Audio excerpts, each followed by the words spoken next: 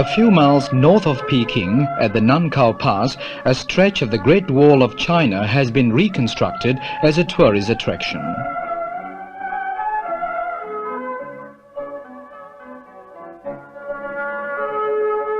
In between his official duties, the Prime Minister paid a visit.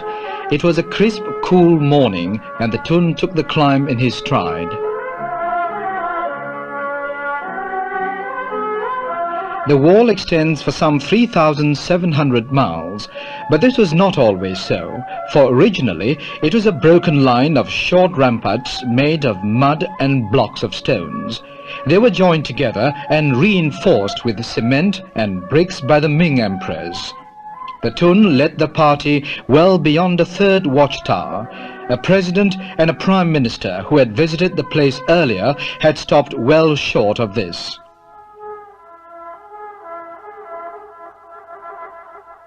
On the way back, the Prime Minister visited one of the tombs of the Ming emperors. The road leading to the site is an avenue of stone sculptures. There are 12 pairs in all, of different animals, including the enigmatic Chiling, a creature of pure imagination. Marble warriors and ministers end this avenue of incongruous sentinels guarding the silence of the dead.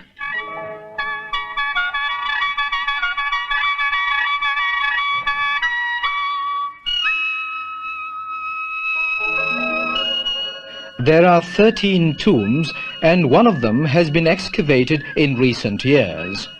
The burial items are on display close by, and the Tun spent a few minutes studying the ornaments and articles of the Ming era.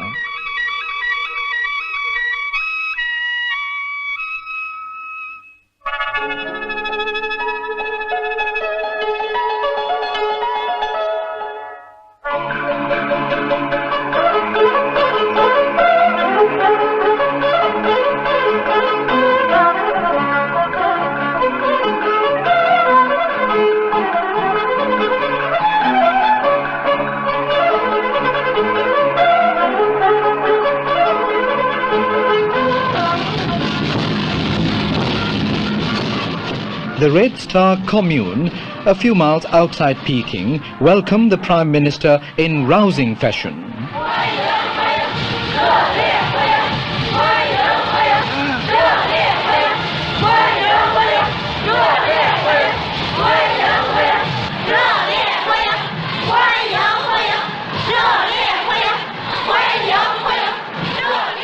This is an agricultural community of about 80,000 people.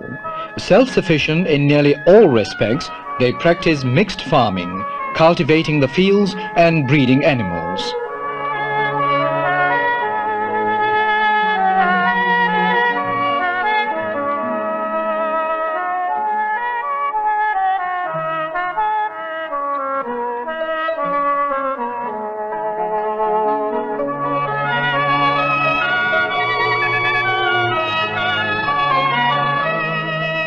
The Prime Minister took a keen interest in the workshop which services the entire commune and builds some of its farm machines.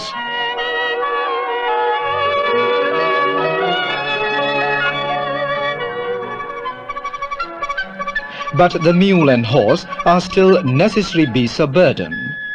A stud farm ensures a ready supply of the right kind of animal for the varied chores found in the fields and elsewhere.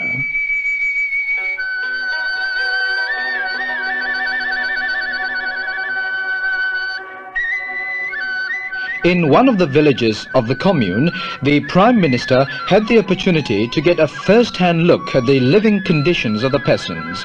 A house with 2 rooms and an outhouse enclosed by mud walls make up the living quarters of a family. And of course a well, sometimes fitted with a pump. The winter wheat was still green on the stalks as the Tun stopped by to cast his practiced eye on the familiar-looking field of grain.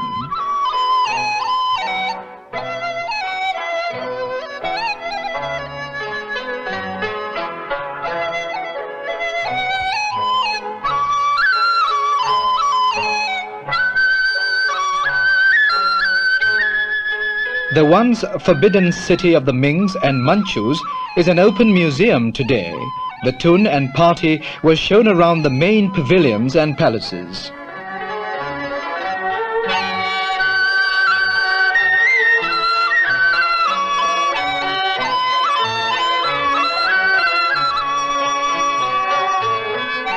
Some of the rooms are used as exhibition areas for antiquities found in recent excavations throughout the country.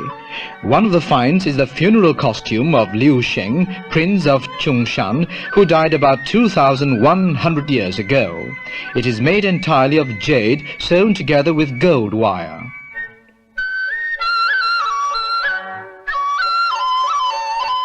An extensive collection of very early bronze, silver and glazed pottery are also on display.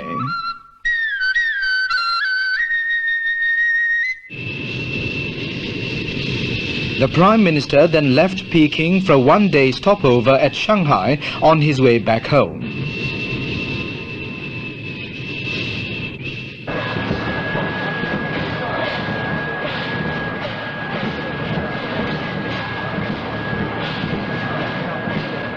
The Vice Chairman of the Shanghai Municipal Revolutionary Committee and leading members of the Communist Party waited to welcome the Tun.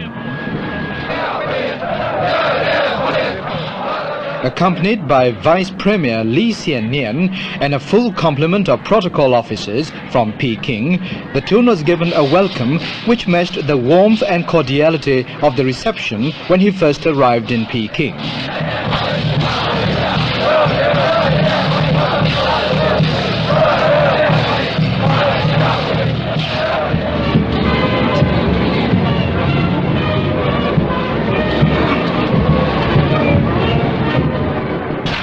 There were banners in the streets and people lined the sidewalks all the way to the guest house. Some of them were always in the streets to cheer the Tun as he went to and fro on his official visits, even late into the night as he returned from his last function.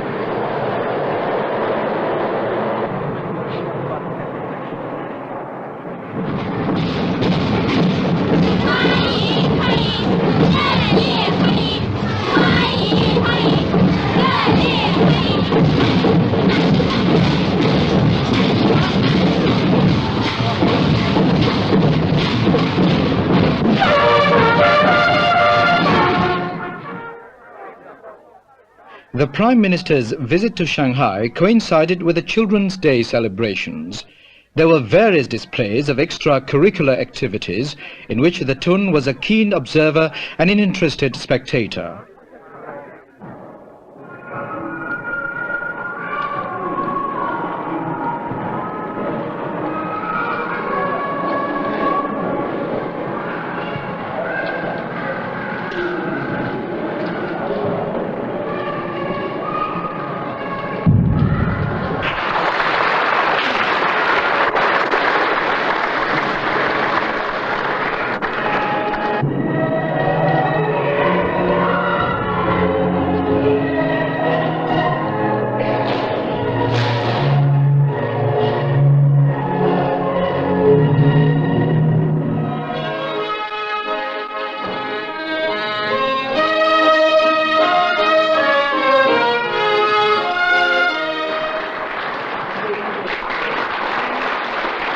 That evening, after an official banquet, the Prime Minister was entertained by the Shanghai acrobatic troupe.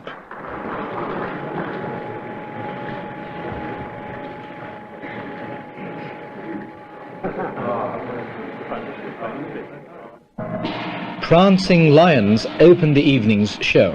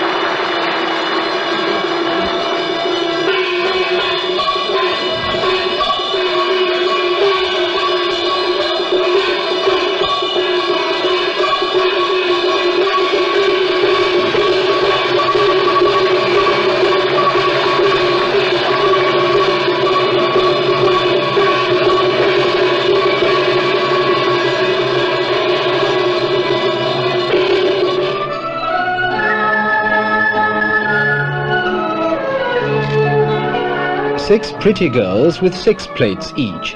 It was not only a juggling feat, but also a balancing act.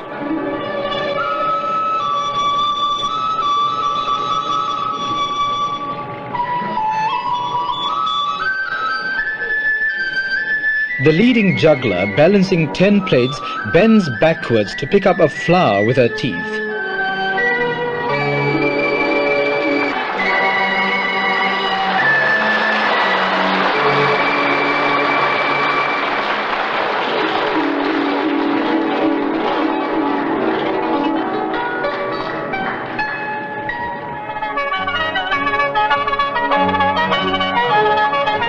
One of the highlights of the show was these 2 girls tossing heavy porcelain jars with their nimble feet.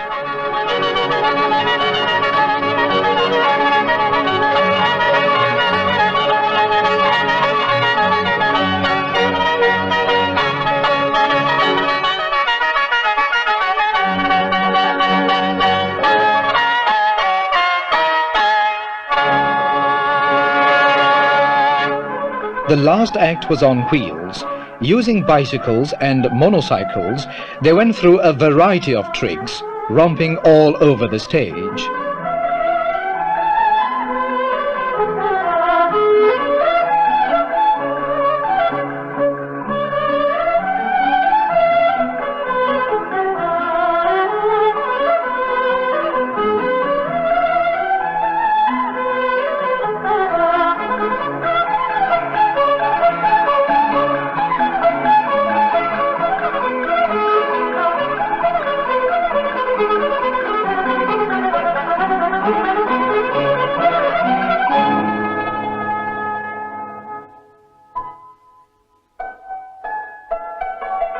The finale, a cycling pyramid of 2 men and 10 girls.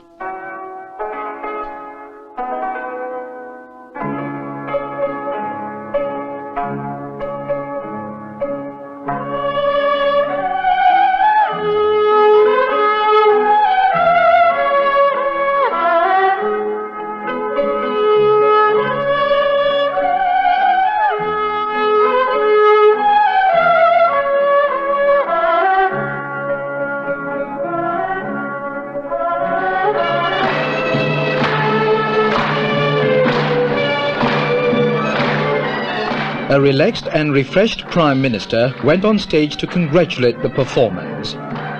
It was a fitting finish to 5 days of fruitful discussions and hectic visits. The next day, the Tun left for home.